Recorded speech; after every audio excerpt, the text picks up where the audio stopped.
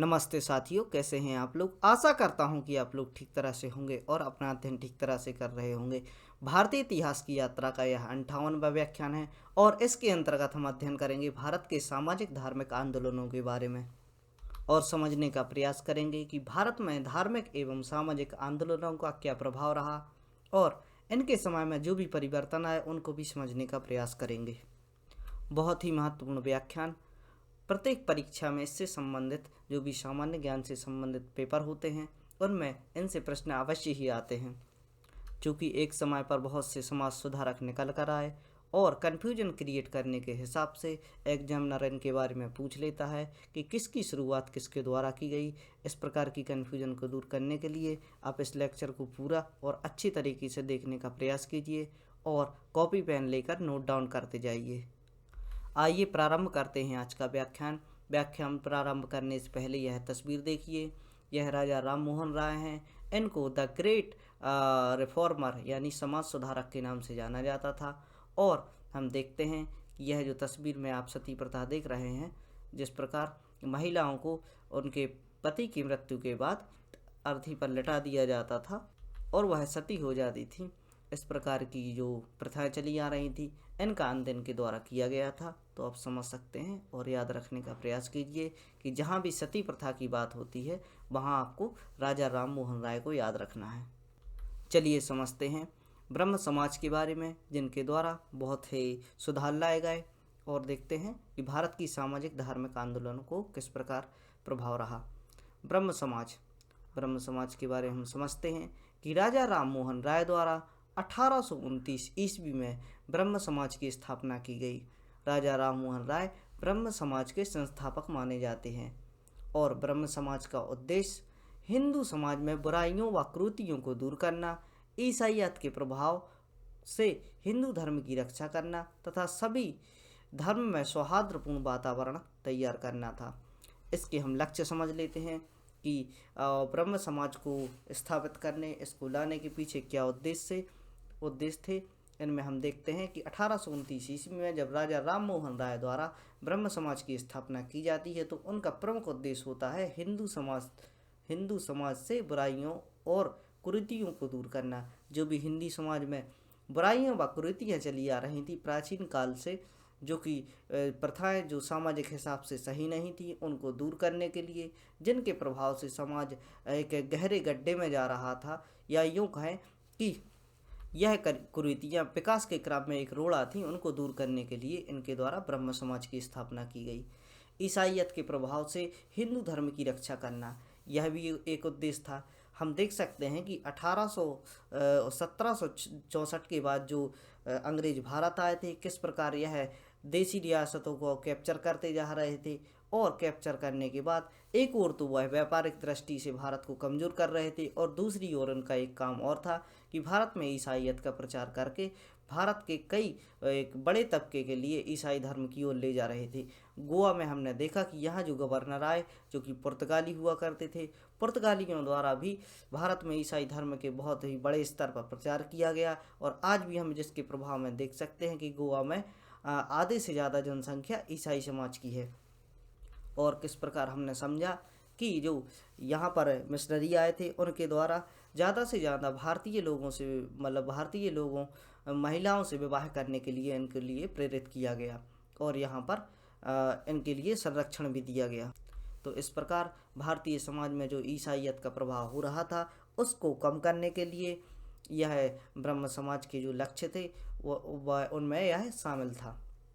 हम देखते हैं कि इसके अलावा जो धर्म बन गए हैं या जो धर्मों में शामिल हो गए हैं, कुछ ऐसे व्यक्ति भी थे कि जिन्होंने इन धर्मों की महत्वता को समझा और उन धर्मों में शामिल हुए। अतः उनकी बातों को देखते हुए इन्होंने सभी धर्म जो कि हालिया में धर्म हुआ करते थे, इस समय पर हम देखते थे कि बौद्धिस्ट भी हैं, सिख धर्म का भी अच्छे से आगाज हो चुका है और विस्तार की कगार पर था, 10 गुरु आ चुके थे। इसके अलावा हम देखते हैं कि मुस्लिम धर्म, सिख धर्म, बौद्ध धर्म, सभी धर्मों के लोग यहाँ पर मौजूद थे। अतः एक राष्ट्र के रूप में भारत की परिकल्पना करने के लिए इन्होंने सभी धर्मों में सौहार्दपूर्ण वातावरण तैयार करने का प्रयास किया। आगे देखते हैं, ब्रह्म समाज का स्वरूप राष्ट्रीयवाद से ओतप्रोत था। हमने एक बात को समझा कि जहाँ यह सभी धर्मों में सौहार्द पैदा करने का प्रयास कर रहे हैं, सौहार्द का वातावरण यहाँ पर स्थापित करने का प्रयास कर रहे हैं, तो उसके पीछे एक महत्व था, जिसके कारण यह एक राष्ट्र के रूप में भारत की कल्पना कर रहे थे और राष्ट्रवाद से उनको जोड़ने का प्रयास कर रहे थे। यानी जो इस क्षेत्र में जितनी भी जातियाँ हैं वह एक रूप से जुड़ें, एक भावना से जुड़ें और इसमें राष्ट्रीयवाद की भावना से ओतप्रोत इनका जो कार्य था वह संपन्न होता था। आगे हम देखते हैं कि अतः इसे हिंदुओं का अद्वैत संस्था कही गई। अद्वैत शब्द हमें इतिहास में जानना चाहिए कि अद्वैत शब्द निकल के आया है, जो कि आदि गुरु शंकराचार्य हुआ करते थे। उन्होंने अद्वैत का सिद्धांत दिया था और जो इनका कार्य किया जा रहा था वह भी इसी प्रकार से परिपूर्ण था कि हिंदुओं में अद्वैत संस्था कहा जाता था। उसी शब्द के अनुसार इन्होंने फिर से जो कि आदिगुरु शंकराचार्य के बाद इन्होंने वेदों के अनुसार कार्य करने, उनकी महत्वता को समझाने, इस प्रकार की बातों को आगे रखने का प्रयास किया। अतः हम समझ सकते हैं कि इस संस्था को अद्वैत क्यों कहा जाता था। समाज का उद्देश्य हिंदू धर्म से रूढ़ियों व आधुनिक व सरल नवीन बनाना था। हम देख सकते हैं कि किसी भी चीज़ में यदि अपडेट ना आए तो वह चीज़ आगे नहीं चल पाती, वह रुक जाती है। हाल ही में उदाहरण के लिए हम समझ सकते हैं कि माइक्रोसॉफ्ट द्वारा जो नोकिया को लिया गया, तो नोकिया द्वारा इसका अपडेशन नहीं किया गया और नोकिया का अपडेशन ना होने के कारण एक ही समय पर शुरू हुई दो कंपनियां, सैमसंग व जो नोकिया कंपनियां थी, उनमें से आज सैमसंग कहाँ पर है और नोकिया का जो स्तर है वह बहुत ही गिर चुका है। और हाल ही में हम देख सकते हैं कि कोई भी इस प्रकार की जो भी इनके मॉडल हैं वो लॉन्च नहीं किए जाते, ना व्यक्तियों द्वारा इसको प्रयोग किए जाते हैं। अतः इसी प्रकार जो भारतीय समाज था वह एक रूढ़ियों के जाल में फंसता जा रहा था। इन्हीं रूढ़ियों को दूर कर कर आधुनिक व सरल व नवीन बनाने के लिए इन्होंने प्रयास किया।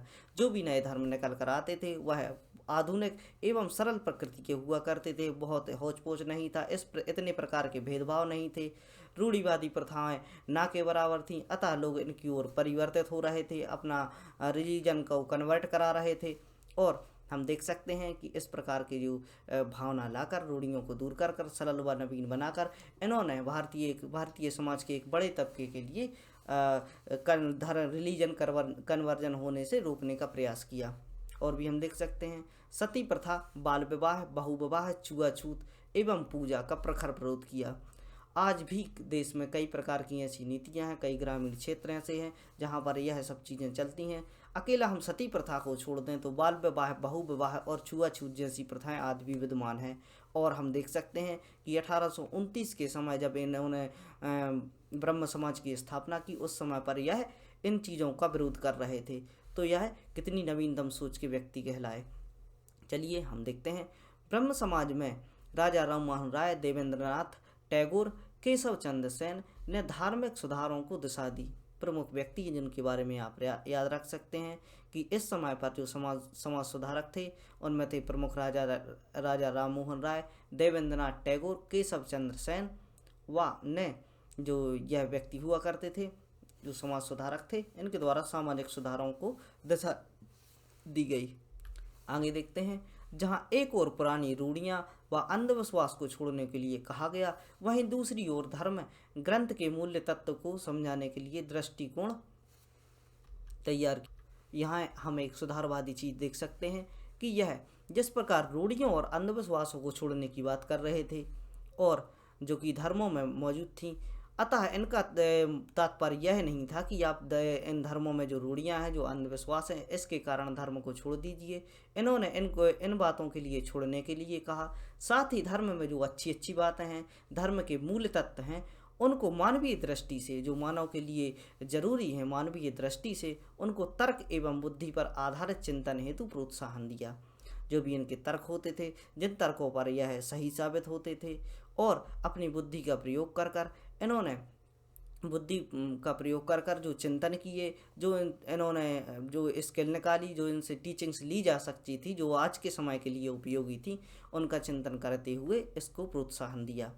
ब्रह्म समाज ने देवेंद्रनाथ टैगोर ने आध्यात्म एवं केशव चंद्र सेन ने समाज सुधार की बात की। देवेंद्रनाथ इनके लिए आप याद रख सकते हैं अध्यात्म, अध्यात्म यानी धार्मिक शिक्षा की ओर, और केशव चंद्र सेन ने समाज सुधार की ओर बल दिया। ये छोटे छोटे से माइनर क्वेश्चन यहाँ से पूछ लिए जाते हैं। यह जो टर्न है आपको याद रखनी है कि जो देवेंद्रनाथ टैगोर हैं वह क्या कार्य कर रहे हैं। देवेंद्रनाथ टैगोर अध्यात्म की ओर कार्य कर रहे हैं और केशव चंद्र सेन ने समाज सुधार की ओर कार्य किया। जो सामाजिक सुधार के कार्य थे वह केशव चंद्र सेन द्वारा किए गए।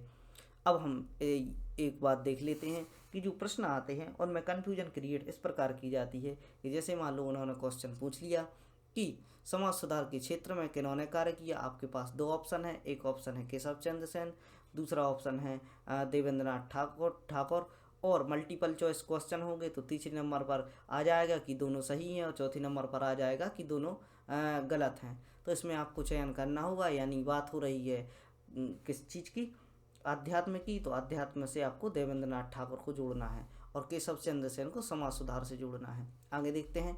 केशव चंद्र सेन ने समाज सुधार पर ज़्यादा बल दिया। हम देख सकते हैं कि केशव चंद्र सेन थे वह समाज सुधार पर बल देते थे। केशव से आप याद रख सकते हैं कि केशव से श्री कृष्ण को आप याद रख सकते हैं कि कृष्ण ने किस प्रकार जो समाज सुधार के लिए कार्य किए थे और उनकी टीचिंग से हमें पता चलता है कि किस प्रकार बुराइयों का अंत किया जा सके। और हम आगे देखते हैं कि केशव चंद्र सेन ने समाज सुधार पर बल दिया। विधवा विवाह, बाल विवाह, एक चीज़ और याद रख सकते हैं कि जहां हमने कृष्ण की बात की तो कृष्ण के द्वारा 16,000 पटरानियों से विवाह किया गया था, तो यहाँ से विवाह को आप याद रख लीजिए। विधवा विवाह एवं बाल विवाह व जाति प्रथा एवं ब्राह्मण प्रभुत्व को विरोध दिया। हम देख सकते हैं कि यहाँ पर आप विवाह की आप बात याद रख सकते हैं, लेकिन नैतिक तौर पर यह समझिए कि केशव चंद्र सेन द्वारा समाज सुधार पर ज़्यादा बल दिया गया और समाज में जो भी कुरीतियाँ थी जैसे कि बाल विधवा विवाह है, विधवा विवाह को जो कि बहुत नकारात्मक माना जाता था और आज भी यह स्थिति बनी हुई है। बाल विवाह जिसकी स्थिति आज भी हम देख सकते हैं और जो भी रिपोर्ट्स आती हैं उनमें हम देख सकते हैं कि किस प्रकार छोटे छोटे बच्चों के विवाह होते हैं। ब्राह्मण प्रभुत्व का विरोध, ब्राह्मण प्रभुत्व के कारण इस समय पर बहुत ही जातियाँ पिछड़ी हुई थीं और कई लोग इसका नकारात्मक प्रयोग कर अपने प्रभुत्व को फैलाने के लिए उनको दबाने का प्रयास करते थे। और हम देख सकते हैं कि किस प्रकार इन्होंने कार्य किया विधवा विवाह के लिए, बाल विवाह के लिए और ब्राह्मण प्रभुत्व को कम करने का के लिए प्रयास किया। एवं स्त्री शिक्षा, सबसे प्रमुख बात आज भी भारत में देखें तो कि जो कि 20 से 30% महिलाएं हैं वह उच्च स्तर की शिक्षा प्राप्त कर पाती हैं। और इतना सब कुछ सुधार होने के बाद और आज़ादी के 75 वर्षों के बाद भी यह स्थिति बनी हुई है और 1829 या इस समय के ड्यूरेशन में ऐसी बात करना बहुत ही सराहनीय है। अतः इन्हीं कारणों से इनके लिए आज पढ़ा जाता है। केशव चंद्र सेन ने ईसाई मिशनरियों की तरह लोक कल्याण, सामाजिक हित कार्यों का प्रचार करना प्रारंभ किया। अब हम इन्होंने एक नींव पकड़ी जो कि आज भी लोग यह चीज़ समझ नहीं पा रहे हैं। इसको समझने का आप प्रयास कीजिए कि इस समय पर जो भी यूरोप से आया करते थे वह लोग अपने धर्मों की सरलता को बताकर अपनी ओर इनको धार्मिक रूप से इनको परिवर्तित करते थे। हम देख सकते हैं कि जो भी इनके द्वारा कार्य किए जा रहे थे थोड़ी लिबरल होकर, थोड़ी झुककर कार्य किए जा रहे थे। अतः किसी को अपनी बात मनवाना हो तो वह आपके सामने झुकेगा। इस प्रकार इन्होंने जो भी लोग धर्म को कन्वर्ट करना चाहते थे, हम देखते हैं कि किस प्रकार हिंदू धर्म में ही एक दूसरे हिंदू व्यक्ति का अपमान किया जाता है, उसको अपनी स्तर पर आगे यदि वह नीची जाति का है तो उसके लिए अपने बराबर में नहीं बैठाया जाता, उसका किस प्रकार अपोज किया जाता है। इन्हीं भावनाओं के चलते जो भी व्यक्ति थे उनके लिए यह भावना देखते थे और इन्हीं बातों को समझाने का प्रयास करते थे कि आपका जिस प्रकार शोषण हो रहा है, यदि आप धर्म को कन्वर्ट करा लेते हैं तो आपका इस प्रकार से शोषण नहीं होगा, समाज में आपको एक समान स्थान प्राप्त होगा। और इस प्रकार की बातों को समझाकर यह जो ईसाई मिशनरी थे वह अपनी कामयाबी हासिल कर लेते थे और लोगों के लिए ज़्यादा से ज़्यादा मात्रा में यह कन्वर्ट करा रहे थे। और इसी नब्ज को पकड़ते हुए जो कि केशव चंद्र सेन थे उन्होंने यह कार्य किया कि जो लोक कल्याणकारी थे उन पर फोकस किया, उनको लोगों को पर इम्पोज करने के लिए किया और सामाजिक हित जैसे कार्य जो कि इनके द्वारा किए जा रहे थे, जिनके मुद्दे पर, जिनके वजूद पर वह धर्म को कन्वर्ट करा रहे थे, वही कार्य इन्होंने हिंदू धर्म में या ब्रह्म समाज में करने का प्रयास किया। आगे हम देखते हैं कि एक बात और आज समझ लेते हैं कि इसमें क्या होता है कि अभी जो जैसे आरएसएस की नीतियां हैं, कुछ नीतियां हैं जो सही भी हैं, कुछ नकारात्मक भी नीतियां हैं। हम देखते हैं कि जो यदि किसी धर्म को कन्वर्ट कर किया जाता है तो फोकस इस चीज़ पर दिया जाता है मुख्य रूप से कि उसका धर्म कन्वर्ट करा रहा है और उसको एक विरोधाभास की दृष्टि से देखा जाता है, उस व्यक्ति के लिए देखा जाता है और जो उनका धर्म कन्वर्ट करा रहे हैं उनके लिए देखा जाता है। लेकिन ज़मीनी लेवल पर ज़मीनी स्तर पर हम जो देखते हैं कि हमें उस चीज़ का कारण समझना चाहिए कि ये धर्म परिवर्तन क्यों हो रहे हैं, किस प्रकार इनकी सामाजिक भावनाओं को दबाया जाता है। इन चीज़ों को सुधारने का प्रयास करना चाहिए और जो कि इनके द्वारा इस समय पर किया गया, इस प्रकार की चीज़ों को सामने लाकर उनके लिए वैसे अधिकार आप प्रोवाइड कराइए जिनकी उनको आवश्यकता है। कोई अपना धर्म क्यों छोड़ना चाहेगा? बहुत सी समस्या होने के कारण ही यह धर्म कन्वर्जन होते हैं। ज़्यादातर स्तर पर कुछ ही लोग हैं जो दूसरे धर्म की बातों को समझकर उनकी ओर अपनी ओर आकर्षित होते हैं। बाकी कई लोग मजबूरियों के कारण धर्म को कन्वर्ट करा लेते हैं। इस प्रकार की बातों को आप अपने जो भी आंसर राइटिंग है उसमें रखने का प्रयास कर सकते हैं। और देखते हैं समाज सुधार में विभिन्न सभाओं का आयोजन, पत्र पत्रिकाओं का प्रकाशन, स्कूल कॉलेजों की स्थापना। जो भी कार्य उनके द्वारा किए जा रहे थे वो सभी कार्य उनके लिए, मतलब जो भी यूरोप से आ रहे व्यक्तियों के लिए कार्य किए जा रहे थे वह भारतीय लोगों के लिए भी इन्होंने ब्रह्म समाज की ओर से कार्य किए। इन्होंने सभाओं का आयोजन किया, लोगों को समझाने का प्रयास किया, पत्र पत्रिकाओं का प्रकाशन किया जिससे कि लोगों में जागरूकता फैले, स्कूल एवं कॉलेजों की स्थापना की ताकि जो कि यूरोपीय शिक्षा है वो यूरोपीय शिक्षा का सम्मिश्रण करके लोगों में एक भारतीयता की यानी जो राष्ट्रवाद की भावना के प्रति अग्रसर होकर वह शिक्षा प्राप्त करें। संपूर्ण समाज में जागृति लाई और इस प्रकार के कार्यों से इंडिया संपूर्ण समाज में जागृति लाने का प्रयास करते हैं।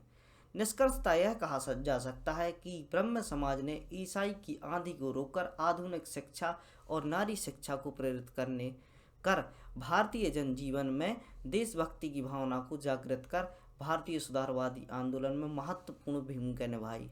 महत्वपूर्ण भूमिका जो कि धार्मिक सुधारवादी आंदोलनों में निभाई गई।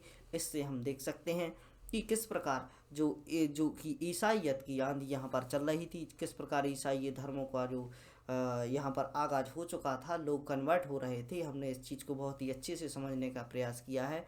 उस सब को रोककर इन्होंने देशभक्ति या राष्ट्रवाद और सुधारवाद आंदोलन चलाए और इनके चलाने से जो धार्मिक जो भारत सामाजिक उन्नति हुई उसके प्रयास हम देख सकते हैं। 1829 से लेकर 1900 के जो समय रहा, 19वीं सदी का जो समय रहा, इस समय में ईश्वर चंद्र विद्यासागर का संपूर्ण जीवन समाज सुधार एवं शिक्षा उन्नति के लिए समर्पित रहा।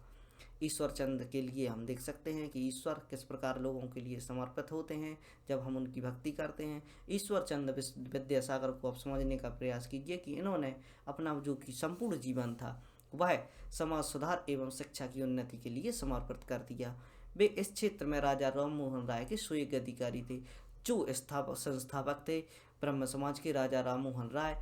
उनके द्वारा उनकी जो टीचिंग्स थी इनको पूर्ण रूप से समझने का प्रयास इनके द्वारा किया गया है और अपने कार्यों में यह इतने सजग थे कि इनके लिए इनका सुयोग्य अधिकारी के रूप में भी माना जाता है या कहा जाता है। यह आप तस्वीर देख सकते हैं ईश्वर चंद्र विद्यासागर की। आगे देखते हैं देवेंद्रनाथ टैगोर, इनकी तस्वीर आप देख सकते हैं।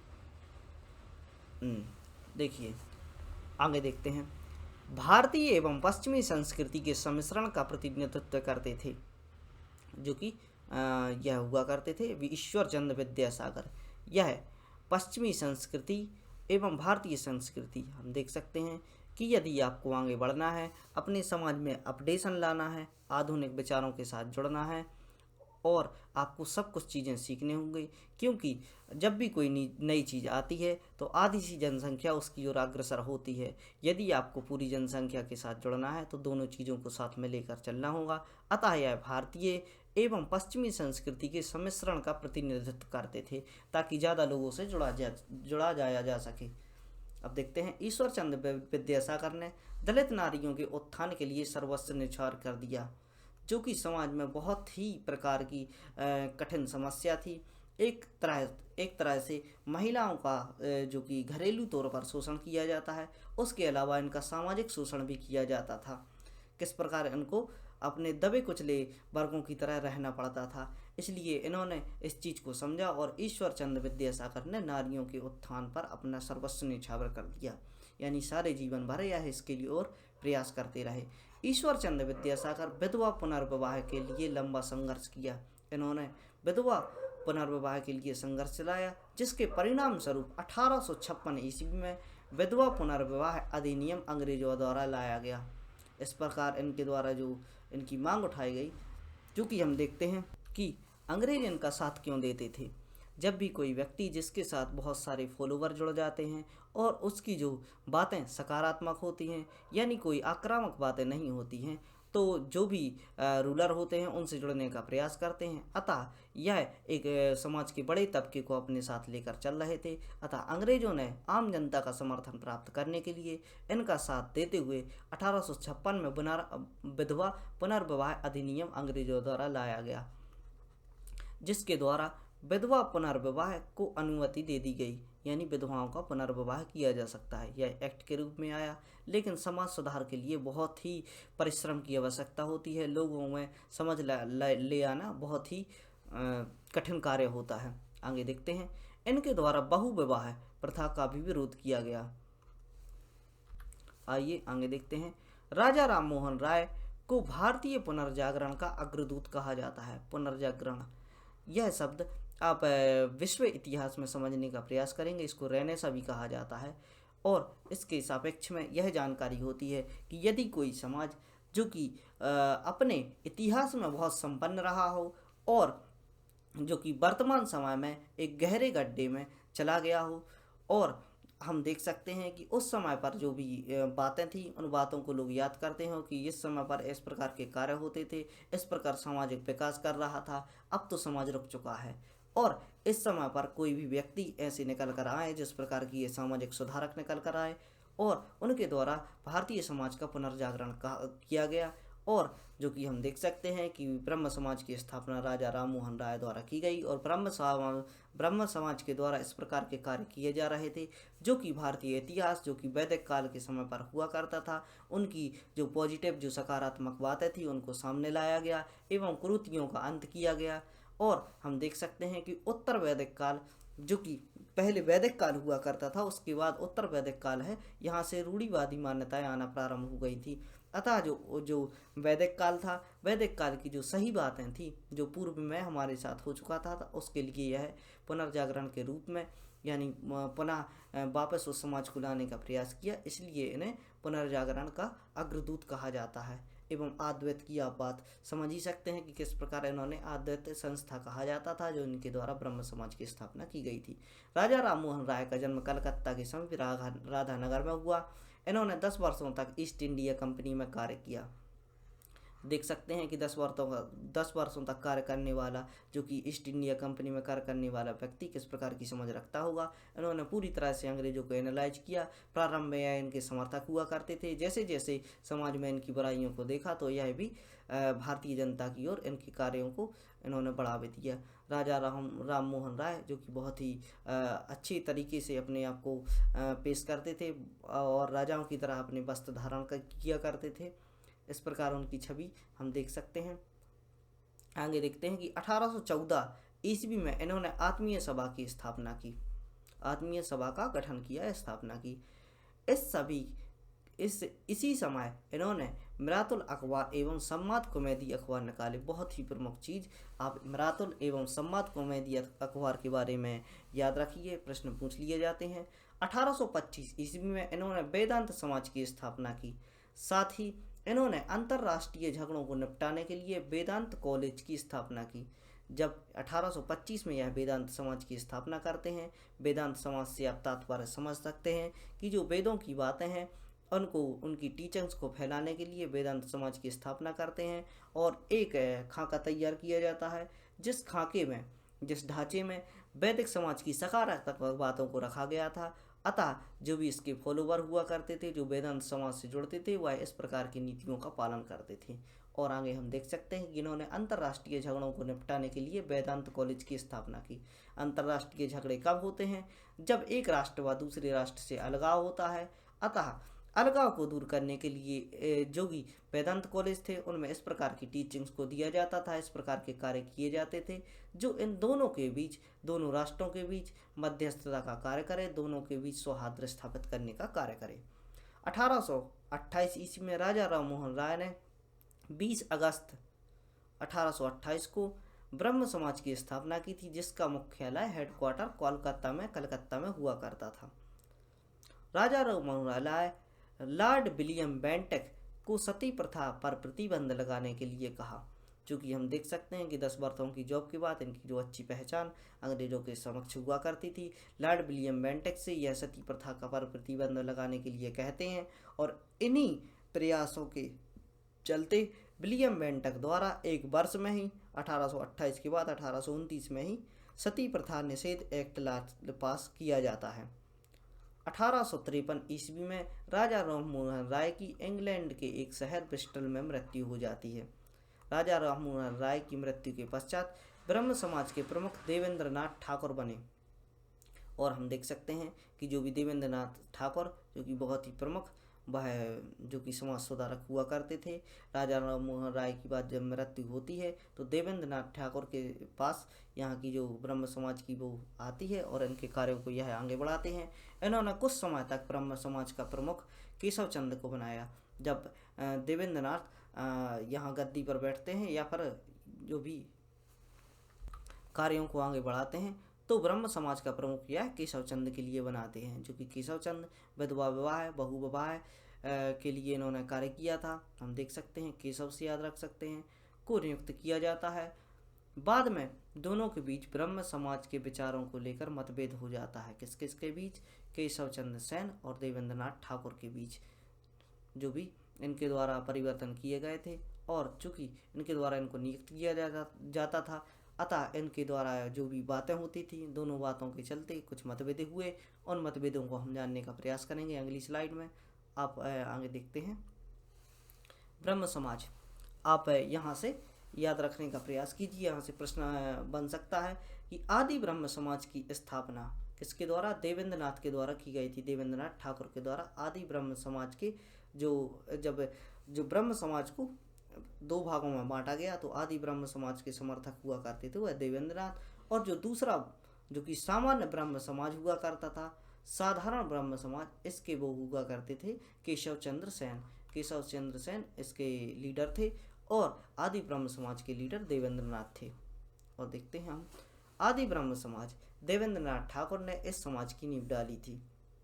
और आधुनिक ब्रह्म समाज केशव चंद्र सेन द्वारा आधुनिक समाज की स्थापना की गई थी। आधुनिक ब्रह्म समाज की स्थापना की गई थी या इसके लीडर हुआ करते थे। आधुनिक समाज में टप फूट पड़ गई जब केशव चंद्र सेन ने अपनी 13 वर्षीय बालिका का विवाह गुंज बिहार के राजा से कर दिया। बहुत ही इम्पोर्टेंट बात जो कि आप शामिल कर सकते हैं कि ब्रह्म समाज का जो 2 भागों में टूटना किस प्रकार रहा, कि हम देखते हैं कि जो कि केशव चंद्र सेन होते हैं वैसे तो जो कि बहु विवाह, बाल विवाह का विरोध कर रहे थे, तभी इनके बेटे के यहाँ रिश्ता आता है जो कि गुंज बिहार के राजा का होता है। अतः राजा की संपन्नता को देखते हुए यह अपनी 13 वर्षीय बालिका का विवाह उनसे कर देते हैं, उनके पुत्र से कर देते हैं। और अब हम देखते हैं कि इस प्रकार की बातें जब होती हैं तो देवेंद्र नाथ ठाकुर के द्वारा बोला जाता है कि आपने इस प्रकार के कार्य क्यों किए, कि आप घर में ही ऐसे कार्य कर रहे हैं तो समाज पर इसका क्या प्रभाव पड़ा। तो इनके द्वारा जो बातें बोली गई केशव चंद्र सेन के द्वारा कि जो भी सकारात्मक बातें हैं उनको हमें स्वीकार करना चाहिए और जो नकारात्मक बातें हैं यानी जहाँ पर अपना थोड़ा सा बेनिफिट दिखता है उसकी ओर हमें ध्यान देना चाहिए। चूँकि देवेंद्र नाथ ठाकुर की नैतिक विचारों से इनकी विचार नहीं मेल खा रहे थे, अतः इनके द्वारा दोनों समाज को, जो ब्रह्म समाज था, वह दो भागों में विभाजित कर दिया गया। आधुनिक सोच के बाद, इनकी आधुनिक सोच होने के बाद भी यह अपनी बालिका का विवाह कर देते हैं। तो इस प्रकार हम देख सकते हैं। और आदि ब्रह्म समाज के जो संस्थापक या लीडर हुआ करते थे, संस्थापक तो राजा राम मोहन राय थे, और जो लीडर हुआ करते थे वह देवेंद्र नाथ ठाकुर हुआ करते थे। 1878 ईस्वी में शिवनाथ शास्त्री एवं आनंद कुमार घोष ने साधारण ब्रह्म समाज की स्थापना की थी। साधारण ब्रह्म की समाज की स्थापना, जो कि केशव चंद्र का जो समाज था, उसको आगे बढ़कर इसे आनंद ब्रह्म समाज की कहा गया। और 1878 ईस्वी में विश्वनाथ शास्त्री एवं आनंद कुमार द्वारा इसे साधारण ब्रह्म समाज कहा जाता है और इसकी स्थापना की जाती है। राजा राम मोहन राय को राजा की उपाधि अकबर द्वितीय ने दी थी। अकबर द्वितीय जो कि इस समय पर मुगल सम्राट हुआ करते थे 1828 के समय पर, तो इस समय पर यह राजा राम मोहन राय के लिए राजा की उपाधि देते हैं। राजा राम मोहन राय का पहला ग्रंथ फारसी भाषा में तोहफत-ए-मुद्दीन नामक ग्रंथ लिखा। इन्होंने फारसी भाषा में तोहफत-ए-मुद्दीन ग्रंथ लिखा था। यह ग्रंथ एक ईश्वरवादी था। इन्होंने एक ईश्वरवाद का समर्थन किया, अतः ईश्वर को एक रूप से मानना चाहिए। राजा राम मोहन राय के पश्चात शिक्षा एवं अंग्रेजी का समर्थक थे। राजा राम मोहन जो हुआ करते थे, जो पाश्चात्य शिक्षा यानी जो वर्तमान की शिक्षा चली आ रही थी, वर्तमान की शिक्षा एवं अंग्रेजी के समर्थक हुआ करते थे कि यदि आपको समाज से जुड़ना है, और जो कि वैश्विक रूप से अंग्रेजी भाषा का प्रचलन था। लगभग हम देख सकते हैं कि यदि ब्रिटेन ने इतने सारे देशों के लिए, जो 26 से 28 देश थे, इन देशों के लिए अपना उपनिवेश बनाया, अतः इसके परिणाम स्वरूप हम देख सकते हैं कि किस प्रकार जो अंग्रेजी भाषा है इसे कॉमन भाषा माना जाता है और इसका प्रचलन सभी देशों में, चाहे वो अमेरिका हो, चाहे फ्रांस हो, चाहे पूरा यूरोप क्यों ना ले लें, और बाकी विभिन्न देशों में जो ऑफिशियल लैंग्वेज के रूप में अंग्रेजी का इस्तेमाल किया जाता है। अतः इस चीज़ को इनके द्वारा समझा गया कि अंग्रेजी की जो आवश्यकता है वह भविष्य में पड़ने वाली है, इसलिए इन्होंने पाश्चात्य शिक्षा एवं अंग्रेजी शिक्षा का समर्थन किया। राजा राम मोहन राय भारतीय पत्रकारिता का अग्रदूत कहा जाता है, जो कि इनके द्वारा बंगाली भाषा में इनके द्वारा बहुत से पत्र लिखे गए। इनके बारे में हम देख सकते हैं कि इनके द्वारा अखबार भी शामिल थे। मिरात उल अखबार इनके द्वारा चलाया गया था। संवाद कॉमेडी जो कि बंगाली भाषा में हुआ करता था। इंडियन मिरर, इस प्रकार के अखबार इनके द्वारा चलाए गए थे। इसके साथ ही आज के व्याख्यान का अंत करते हैं और मेरे जो छोटे छोटे से प्रयास हैं वह आपको समझ आ रहे होंगे और इनको समझने का प्रयास कीजिए। जो भी बच्चे इसको देख लेते हैं अपने सहपाठियों के साथ इसको शेयर कीजिए और बच्चों के लिए यह पहुंचाने का प्रयास कीजिए जो कि इस प्रकार की शिक्षा प्राप्त करने में असक्षम हैं। पढ़ते रहिए, खुश रहिए। जय हिंद।